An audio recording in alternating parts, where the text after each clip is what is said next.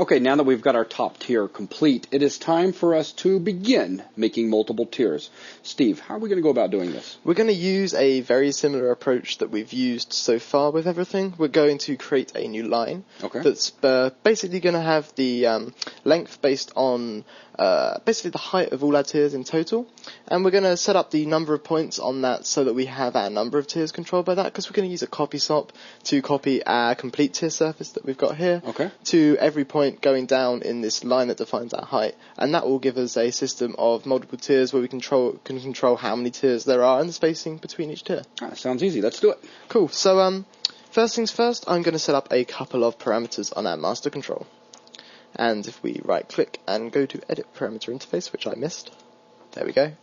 So the first is going to be our tier height, and this is basically the entire height of all our tiers. So the tiers, if we set this height up to say 10, and then we had 4 tiers in there, they'd be evenly spaced. If we brought that height down to 5, they'd still be evenly spaced within that, but they'd have half as much space between each one as before. Okay. So we'll set this guy to tier height. And I also want an integer value that we're going to use to control how many tiers we're going to have. Because we don't want 1.6 tiers. It'd be a bit painful. I mean, I don't quite know how I'd put that in place to kind of work without explosions. I mean, but yeah, that would be a bad thing. Yeah, so let's keep this as an integer so we have a whole number of tiers. Okay. And I'm going to call this guy tier number. Wow, tire number. Sweet.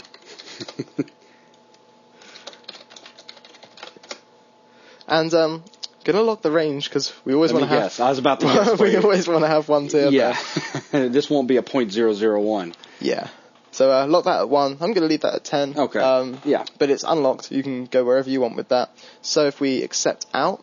Okay. So let me guess. Time to create a line. The line that we're gonna use to copy these two. Yeah, exactly. And I'm gonna come over to this side of the network to set this up.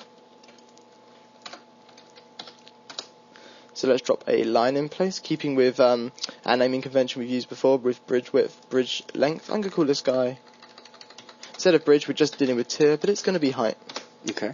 And our direction currently is positive Y.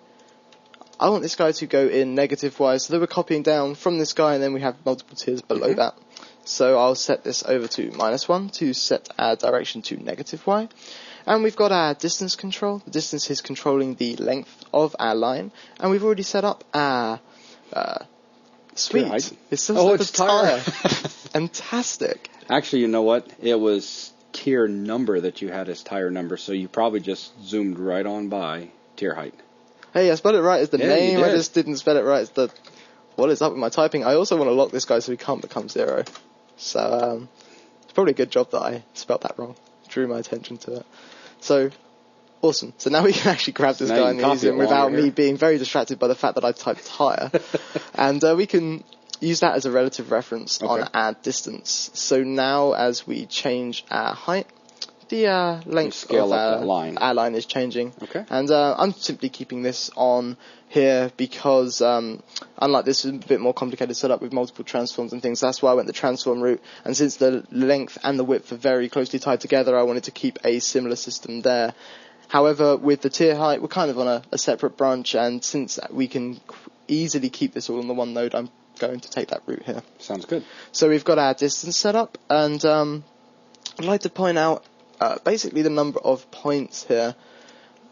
We can basically control the number of points. It's going to control the number of divisions between the first and the end point. It's worth noting you cannot set this below 2. Well, you need at least 2 to have an actual line. Exactly. So we've got a kind of issue there because we want to be able to have maybe just 1 tier.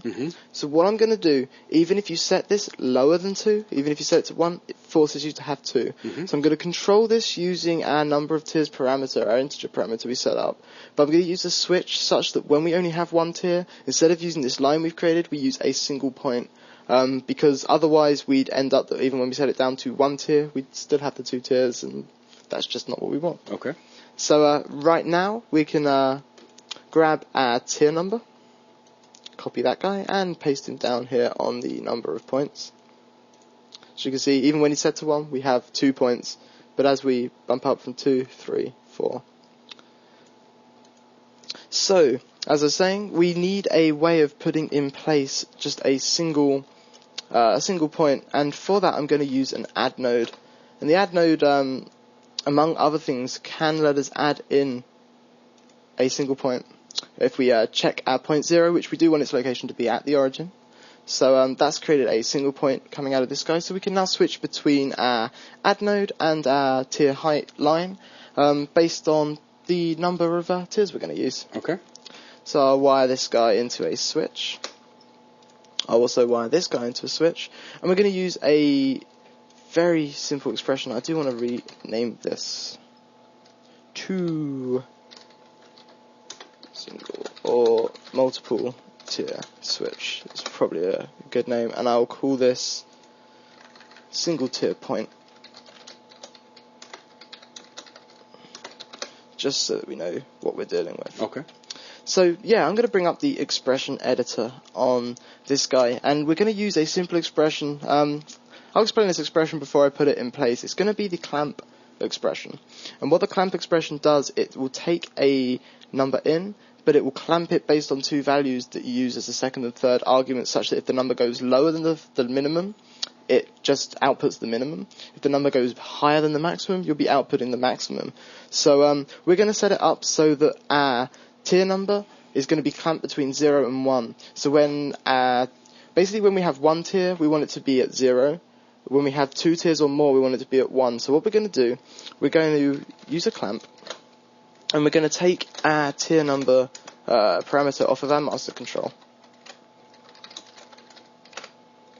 And we're going to take 1 away from that, so that when we have one tier, this guy's at 0. When we have two tiers, he's at 1. 3 tiers, he's at 2, then 3, then 4. But what we can do, we can clamp that between 0 and 1, so that when he's at 2 tiers or more, he's always going to come down to 1. And what that's going to do is it's going to set our select input to 0 when we only have the 1 point, because that's the first input we got going into this guy. And when we have more than one tier, we're going to be using our line that has all of our multiple tiers set up. Okay. So that's our first argument into the clamp expression. The second argument's our minimum value. That's going to be 0.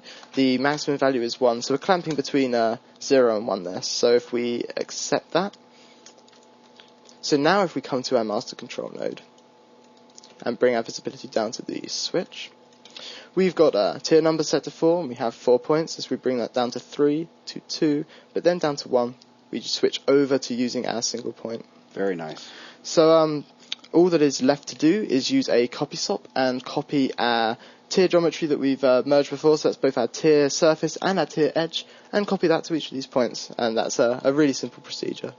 So if we drop down a new copy, which I will call tier height copy, this switch we just set up is our template geometry, so let's find our merge. I'm actually going to bring this guy down. Let's bring all these guys down since we don't need them till down here. Keep things as neat as possible. Unfortunately, this is one of the limitations of dealing with a very small UI space. Oh, maximize it while you're working. Sure. There you go. I'm so used to dual monitor setup, it's working on this low resolution. So now to make that nice, you could simply just grab everything, drag it over to the other side. Yeah, since that's the side it's coming in from, and then we can let's move this over like Very nice. So just keeping things as neat as possible, because things are going to start getting crazy over the next few lessons. Yep. So, thank you. So I just space H to home up there. So we've got our tier copy. There we go. He's being copied down. Turn off our point numbers and points. Okay. Awesome. So that is actually everything that I wanted to do. Well, test it out. Show them it working. It That's works. A very good point. It does work now. That's right. Alright, so we've seen if we bring our tier numbers down, 3 tiers, 2 tiers, 1 tier, we could boost it up. Woo, look at that. Crazy. Looks like an office complex. We can also do some awesome stuff with the tier height. So imagine you're driving along this road, and then for some reason the tier height's like, no! Yeah, that's bad. And then everyone gets crushed. Sweet. So yeah, our tier height's working as well there. So fantastic. I'm very happy with how that's turned out. All right. So thank you very much.